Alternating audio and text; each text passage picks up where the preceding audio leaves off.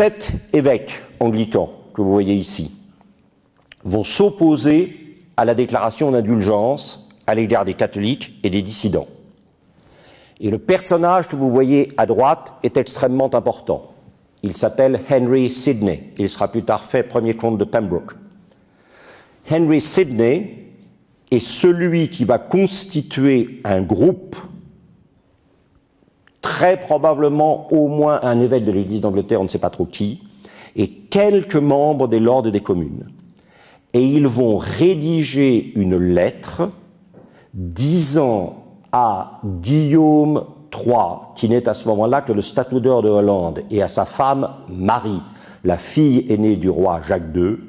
« Voulez-vous venir à notre secours pour protéger la vraie foi anglicane contre les assauts de la perversité catholique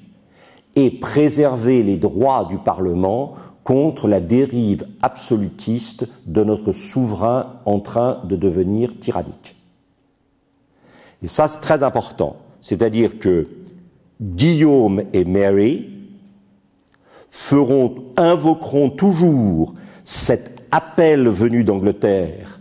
à protéger la vraie foi et à protéger les droits du Parlement pour légitimer la suite de leur action. Suite de leur action qui consiste pour Guillaume à s'embarquer le 26 octobre 1688 depuis les Provinces-Unies, à débarquer le 15 novembre 1688 à Torbay, dans le Devon, et ensuite à remonter dans une marche triomphale vers Londres. À ce moment-là, on basculera de l'histoire dans la farce, puisqu'on aura un premier départ de Jacques II,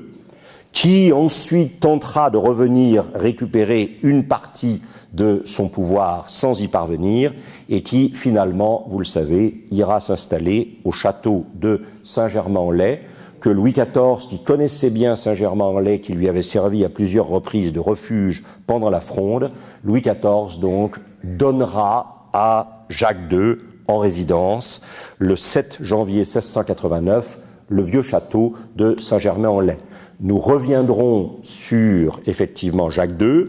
puisque vous le savez, en 1689-90, Jacques II tentera de reconquérir son trône en utilisant la base la plus fidèle du catholicisme dans le royaume uni, c'est-à-dire l'Irlande, et vous savez qu'il perdra, bien sûr, l'Irlande et son trône définitivement à la bataille de la Boyne, mais nous reviendrons là-dessus quand nous parlerons effectivement de l'Écosse, puisque l'Irlande puis l'Écosse ont été à 3 reprises des bases de départ à partir desquelles les Stuarts, Jacques II, son fils et son petit-fils, ont tenté de reconquérir le trône d'Angleterre au profit de la dynastie des Stuarts.